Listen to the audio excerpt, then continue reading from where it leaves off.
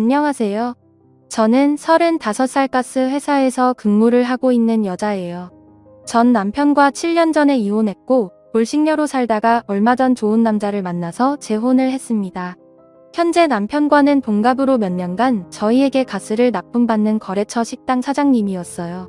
중국 음식점을 운영하는 제 남편은 저와 가스 배관 수리 문제로 자주 연락을 주고받다가 연이 닿게 되어 결국 사랑을 하게 되었습니다. 제 남편도 돌싱이었는데 이혼한 지 1년밖에 되질 않아 저와의 만남에 대해 오랫동안 고민한 듯 했지만 결국 저를 놓치기 싫다면서 그날로 저와 남편은 서로에게 사로잡혀버리고 말았네요. 아무래도 둘 다 아이가 없으니 크게 신경 쓰이는 건 없더라고요. 아무튼 그렇게 만남을 이어오던 중 한 번은 남편의 이혼 사유를 물어보니 술 기운을 빌려 괴로운 듯 말하더군요. 전 부인이 자신보다 10살이 어렸는데 결혼한 지 9년 정도가 되었을 때쯤 전 부인이 다른 남자와 바람이 난 걸 알게 되었는데 그런 사이를 오래 유지하고 있었다고 하더라고요. 그래서 자신과의 아이를 갖기 싫어했었던 걸 알게 되었답니다. 그런데 남편은 전 부인을 많이 사랑해서 웬만하면 가정을 지키고 싶어서 그런 모든 사실을 알고서도 억지로 참고 살았는데 집안 곳곳에 일부러 불륜 흔적을 남겨놓았다네요. 결국 더 이상은 못 참겠다 싶어서 이혼했다고 합니다. 그 말을 듣는데 진심으로 전 부인을 많이 사랑한 감정이 전해져 왔습니다. 사실 오래된 거래처 고객이다 보니 상품 홍보를 위해서 영업직원과 몇 번 방문했던 터라 전 부인을 본 적이 있습니다. 두 사람이 얼마나 금술이 좋았는지 가게 안에는 아내와 같이 찍은 사진이 도배가 되어 있었고 가게 이름도 아내 이름을 따와 지을 정도로 각별한 부부의 모습을 봤었습니다. 그런 두 사람이 이혼을 하니 한 번씩은 다 수근수근거렸고 저도 그중 한 명이었죠. 그런데 그랬던 제가 이 남자와 사랑에 빠질 줄 누가 알았겠습니까? 제 남편은 빨개진 얼굴로 제 손을 잡으며 말하더군요. 내가 원래 해바라기 같은 면이 있어. 한번 마음 주면 정 떼기 쉽지 않은데 이혼 이후로 유일하게 내 눈에 들어온 여자는 당신이라고 제게 고백을 했습니다. 새삼 심장이 쿵쾅대며 설레더군요. 진심인지는 모르겠으나 어쨌든 썩 듣기 나쁜 말은 아니어서 속아주는 셈 치고 남편을 받아들이기로 했습니다. 남편은 연애 초반부터 지금까지 항상 달콤하고 부드러운 남자였습니다. 하나부터 10까지 저를 아기 다루듯 감싸주고 보호해 주었어요. 아마도 어린 여자와 살았기 때문에 이런 습관이 몸에 익었나 보다 했죠. 왠지 모르게 전 부인에게도 이렇게 했을 것 같다는 생각에 질투가 나더라고요. 그리고 전 부인 이름을 본따서 만든 가게 상호명이 거슬렸던 저는 바꿔달라고 부탁했지만 남편은 가게 이미지와 홍보를 해둔 게 있기 때문에 바꾸긴 어렵겠다며 저를 설득하더군요. 제게 좋은 말로 웃으면서 얘기하는데 씁쓸했지만 남편의 말도 조금은 설득이 되었고 완고한 태도에 어쩔 수 없었습니다. 그렇게 남편과 저는 좋은 감정으로 만나다가 양가 부모님께 허락을 받았네요. 하지만 둘 다 재혼인 상황이어서 우선 혼인신고를 먼저 했고 결혼식은 조금 미루기로 했습니다. 결혼식만 안 올렸다 뿐이지 사실혼 관계였던 거죠. 혼인신고 이후 저는 남편 집으로 들어가 동거를 했고 이미 법적으로 부부였기 때문에 저는 그 남자의 아내로서 그리고 며느리로서의 삶을 살았습니다. 다시금 결혼 생활을 하면서 아내의 역할을 해보니 참 낯설더군요. 혼자 살던 습관에서 벗어나 누군가와 같이 하루를 맞이하고 끝내는 것은 익숙하지 않았습니다. 덜렁거리고 집안일을 한꺼번에 모아서 처리하는 저와는 다르게 남편은 매 순간 깔끔을 떨며 잠시라도 어질려져 있는 모습을 보는 것을 꺼려하는 깔끔한 성격이더라고요. 그렇지만 남편은 싫은 소리 한 번 하지 않으면서 특유의 자상함으로 따뜻한 말을 건네주었어요. 여보, 힘들면 내가 할 테니까 그냥 당신은 당신 일만 봐. 어차피 내가 집안일 하려는 사람과 결혼한 게 아니고 사랑해서 결혼한 건데 당신이 스트레스 받는 거 싫어라며 든든하게 절 안아주니 예전에는 느껴본 적 없는 처음 느껴보는 남편의 따뜻함에 몸이 녹아내릴 지경이었습니다.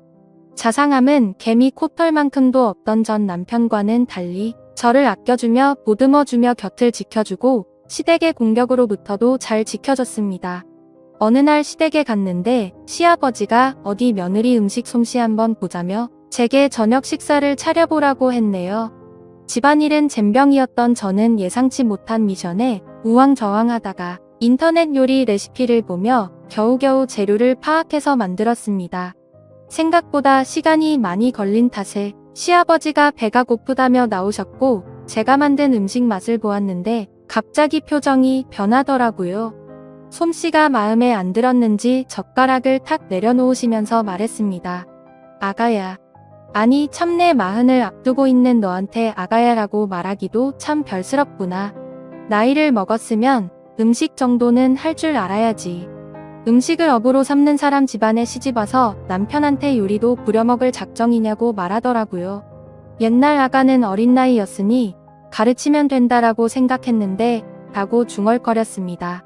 그러자 옆에서 시어머니가 시아버지에게 눈치를 주었지만 시아버지는 아랑곳 않고 제 면전에 대고 계속 나이 얘기로 제 상처를 후벼파면서 상처가 되는 말들을 쏟아내시더라고요. 그걸 보다 못해 남편이 한마디 하더군요. 그만하세요, 아버지. 제 아내 앞에서 하실 말씀은 아니잖아요. 어딜 그딴 여자랑 제 아내를 비교하세요? 아버지께서 2번 다시 이런 말씀 하시면 앞으로 다시는 찾아오지 않을 겁니다. 라며 통쾌한 사이다를 날려주었는데 얼마나 고맙던지요.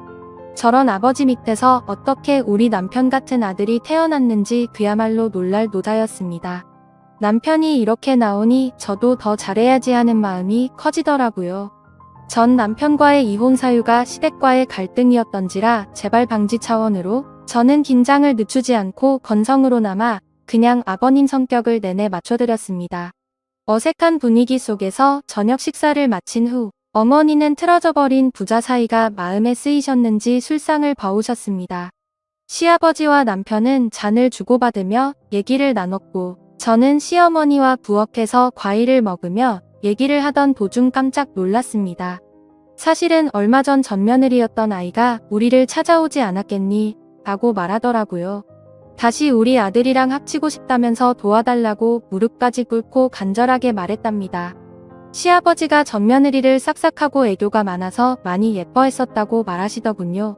그러면서 시어머니는 바람난 며느리 난 그렇게 용서가 안 되는데 니네 시아버지는 전혀 아랑치 않고 사람은 누구나 실수할 수 있는 법이라며 달래기 바쁘더라고 라고 시어머니께서 귀띔을 해주시는데 어쩐지 식사 내내 저와 그 여자를 비교를 했던 거구나 싶었네요. 황당하고 불쾌해서 귀가 더러워지는 기분이었습니다. 바람은 실수고 음식 솜씨는 실수라고 봐주시기 어려웠던 건지 벼랑간 바람난 며느리 뭐 예쁘다고 비교질 해대나 싶었는데 이미 전 며느리의 수작질이 깔려 있었던 겁니다. 밤이 깊어가자 시부모님은 자고 가라고 제안하셨습니다만 저는 시아버지가 거북했죠. 그래서 저는 남편과 함께 집에 가겠다며 단칼에 거절했습니다.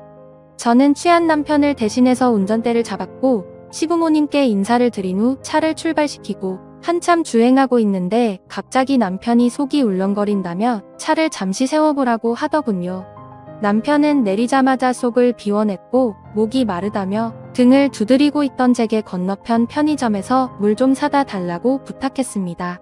저는 알겠다고 잠깐만 기다려보라고 말하고 편의점으로 가기 위해 파란불에 건널목을 건너던 찰나 브레이크를 밟는 소리와 동시에 그 자리에서 쓰러지고 말았습니다. 하필 신호를 지키지 않았던 차에 교통사고를 당하고 말았던 거죠. 남편은 술이 확 깼는지 놀라서 달려왔고 쓰러진 저는 병원에 실려가 온갖 검사를 마친 후에 입원을 하게 되었습니다. 의사 선생님께서는 다행히 심각한 건 아니지만 인대 쪽에 문제가 생겨 당분간 다리를 쓰긴 어렵다고 말하더군요. 답답해도 나중에 고생하지 않으려면 몇 달간만 잘 참으라고 했습니다. 그렇게 친정시댁 식구들은 제가 교통사고를 당했다는 소리에 한달음에 달려오셨고 남편은 다 본인 탓이라며 그때 아내한테 물 심부름만 시키지 않았으면 교통사고 나지 않았을 거라고 울면서 자책했습니다. 저는 오히려 그런 남편을 위로하며 나 괜찮다고 너무 걱정하지 말라고 얘기해 주었네요. 시아버지는 그 와중에서도 혀를 끌끌 차시며 시댁에서 자고 가라는 말을 안 들어서 벌 받은 거라고 하시는데 대꾸할 힘도 없었던 저는 몸 아픈 것도 서러운 판국에 그마저도 꼭 참아내야만 했습니다. 남편은 그 후로 병원에서 먹고 자고 하며 전보다 몇 배로 제게 신경을 써주며 잘해줬습니다. 다리가 불편해서 밥도 제대로 못 챙겨 먹을까봐 손수 떠먹여주고 난 후에야 가게를 나갔고 하나부터 열까지 다 챙겨주더라고요. 남편이 허구한 날 씻겨주고 재워주고 먹여주니 정말로 아기가 된 느낌이었습니다. 저는 보험 때문에 5인실에 입원했는데 주위 사람들이 하나같이 신랑 너무 잘 만났다며 부러움을 샀어요. 일도 안 가고 남편과 깨소금을 풍기며 같이 있으니 오히려 더 행복한 나날이었습니다. 그러던 찰나 어느 날 남편이 퇴근을 하고 찾아와서 무거운 얼굴로 저를 바라보았습니다. 여보, 나 사실은 요새 가게 매출이 많이 떨어져서 지방에 계신 스승님을 좀 찾아뵈어야 할 것 같아. 가서 신메뉴 개발 조언도 좀 얻고 여러 가지 방안도 연구할 겸 한 일주일 동안은 다녀와야 할 것 같은데 어떡하지? 그 말에 조금은 서운했지만 내색하지 않고 괜찮다고 잘 다녀오라고 했습니다. 어느 정도 다리도 많이 나았고 목발 쓰면 거동도 할만하다고 애써 웃어 보였어요. 남편은 제가 맘에 쓰였는지 떠나간 일주일 동안 저를 돌봐줄 친정엄마에게 용돈을 챙겨드렸고 의사와 간호사 선생님께도 잘 좀 봐달라는 얘기를 남겨 일주일 동안 출장을 가게 되었습니다. 매일같이 붙어있던 남편이 있다가 없으니까 허전하더라고요. 주위에 같이 입원한 환자들도 하나같이 신랑은 어디 갔냐고 찾았습니다. 저는 자초지종을 설명하고 틈만 나면 목소리라도 듣고 싶어 전화를 걸었지만 받지를 않았고 몇 분 후 당분간 연락이 어려울 것 같다며 일 다 끝나고 연락하겠다고 제게 장문의 톡만 보내왔습니다. 이해는 하지만 남편의 빈자리가 컸던 저는 기분이 좀 그렇더라고요. 뭐 얼마나 바쁘길래 전화도 제대로 못하나 싶었습니다. 하루 이틀은 그래도 어떻게 버텼는데 3일 4일이 지나니 정말 보고 싶어서 도저히 못 버틸 지경이었습니다. 제가 이렇게 남편을 사랑하고 있는 줄 짧은 헤어짐으로 알게 되었네요. 그 사이 저는 담당 주치의에게 퇴원을 희망한다고 말을 하였고 의사도 퇴원을 해도 좋다고 허락을 받았습니다. 마침 남편이 돌아오기 하루 전날이라 오전 중 퇴원 수속을 받고 집으로 갔죠. 그런데 뭔가 이상한 기운이 감돌았습니다. 거실에는 너저분하게 쌓여져 있는 병들이랑 캔 그리고 치워놓지 않은 마른 안주들이랑 널브러져 있었고 부엌에는 반찬통이며 김치통이며 뚜껑이 열려진 상태로 방치되어 있었습니다. 안방에는 침구류가 흩어져 있었고 화장실은 쓰레기들이 굴러다녀 하수구가 막혀서 물조차 제대로 내려가지를 않더라고요. 분명 남편의 성격상 깔끔한 상태로 집안이 잘 정리되고 있을 줄만 알았는데 이게 어찌된 영문인지 알 수가 없었습니다. 저는 저를 케어해주시던 친정엄마와 함께 역한 냄새를 참아가며 불편한 몸을 이끌고 조금씩 청소를 시작했고 한참 고생을 해서 간신히 집 상태를 되돌려 놓을 수 있었습니다. 저는 석연찮은 마음을 뒤로 한 채 친정엄마를 돌려보냈고 혼자 침대에 누워 내일 올 남편을 깜짝 놀래켜주기 위해 이런저런 이벤트를 생각하고 있었는데 갑자기 새벽 2시쯤 도어락이 열리는 소리가 들리며 누군가가 들어오는 소리가 나더라고요. 잠이 들락말락했던 저는 순간 정신이 확 들었고 숨을 죽이고는 잔뜩 겁을 먹은 채 힘들게 몸을 일으켜 조용히 방문 쪽으로 다가갔습니다. 자기야, 우리 집 이렇게 깨끗하게 청소하고 공항 갔었나? 라는 여자 목소리가 들리더라고요. 문을 살짝 열고 봤더니 그 여자는 몇 년 전 제가 봤던 전 남편의 부인이었습니다. 순간적으로 너무 큰 충격을 받았고 도대체 왜 제 남편이 전 부인과 함께 우리 집으로 들어온 거지라는 생각과 동시에 가슴이 두근대기 시작했었죠. 즉각적으로 안 좋은 예감이 들었습니다. 전 부인이 뺀질나게 시댁에 드나 들더니 기어코 우리 남편을 유혹을 했나 싶어 숨이 막히는 기분이었습니다. 남편은 뭔가 꺼림직했는지 주위를 둘러보는 듯 하다가 이내 방을 향해서 오더라고요. 저는 순간적으로 저도 모르게 장롱 속으로 일단 급하게 몸을 숨겼습니다. 이내 안방불이 켜졌고 그토록 그리웠던 남편이 제 눈앞에 들어오더라고요. 그런데 표정이 너무 어두워져 있었고 제가 알던 남편이 맞는지 의심스러웠습니다. 이내 방을 둘러보더니 촉이 왔는지 어딘가로 전화를 걸더군요. 여보세요. 김미나 환자 보호자 되는 사람인데 혹시 김미나 씨 퇴원했나요? 라고 묻는데 심장이 쿵쾅쿵쾅 떨렸습니다. 남편의 어두운 표정을 보고 있으니 뭔가 제가 죄를 짓고 숨어 있는 건가 싶고 두렵더라고요. 남편은 전화를 끊으며 앞에 있는 전부인한테 말했습니다. 큰일 났어. 아무래도 우리 집 사람 퇴원한 것 같아. 집안 청소 싹 하고 집에 없는 걸 보니 친정에 간 것 같은데 너 이제 돌아가. 그리고 내 뜻대로 일주일 동안 이별 여행 다녀왔으니까 완전히 우린 끝난 거야. 알겠지? 라며 전부인의 어깨를 부여잡더라고요. 순간 판단력이 흐려지며 머리가 새하얗게 멍해졌습니다. 이별 여행? 이게 무슨 말인가요? 이별 여행이라니요. 다들 생각하듯이 남편은 일주일 동안 지방에 있는 스승님께 간다는 말은 거짓말이었습니다. 사실은 전부인하고 일주일 동안 이별 여행을 갔다가 왔던 거였죠.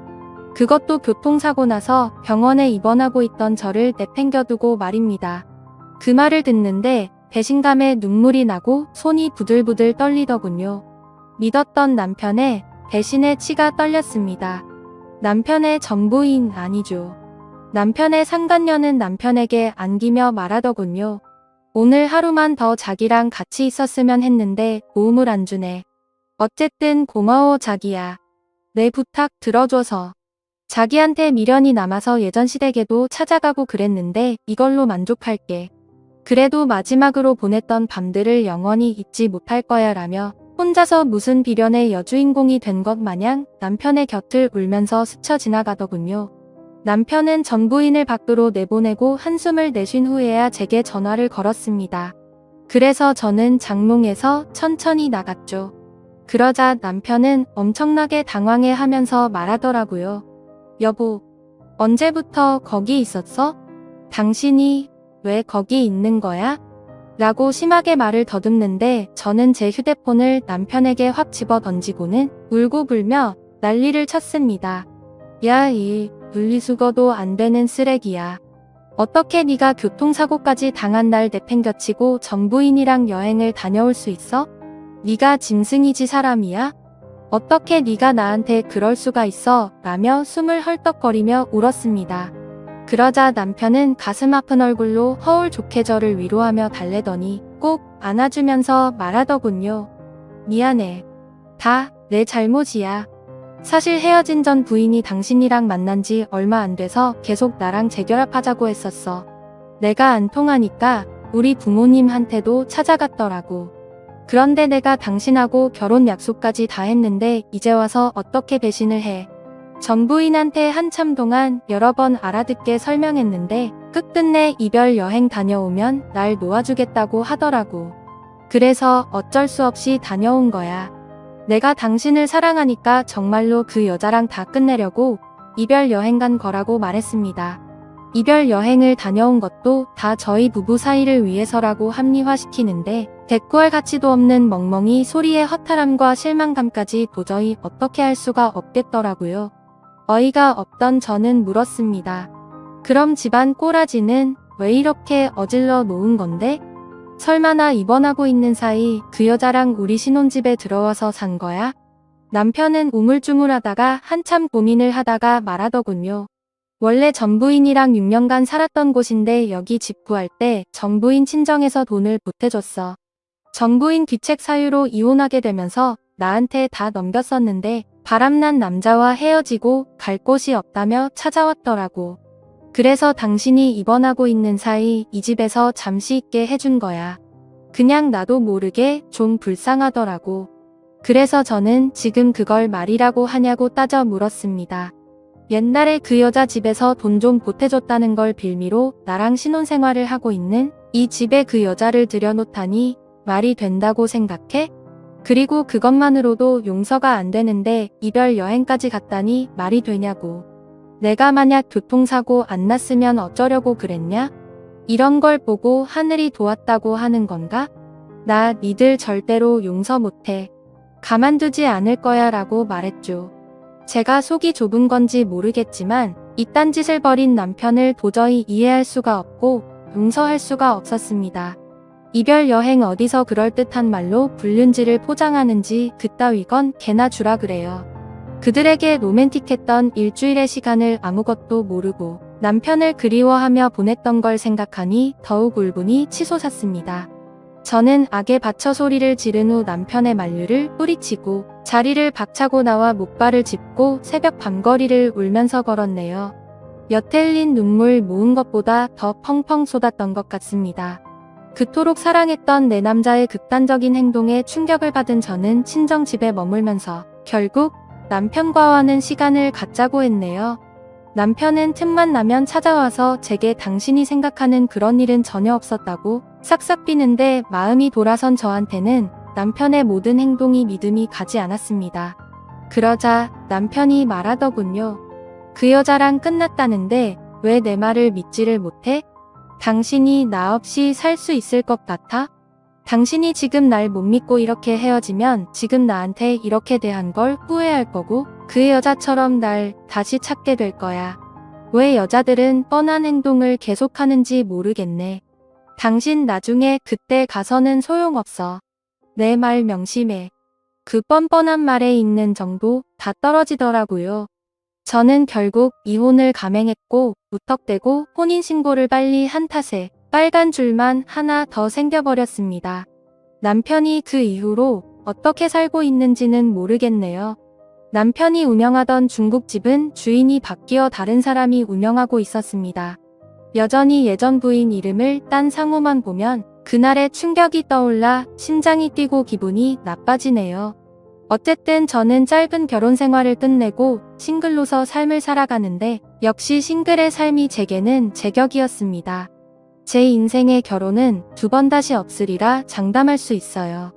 대신 자유로운 연애는 실컷 하고 살게요. 이제는 결혼보다는 연애가 좋은 것 같습니다. 제 사연을 읽어주셔서 감사합니다.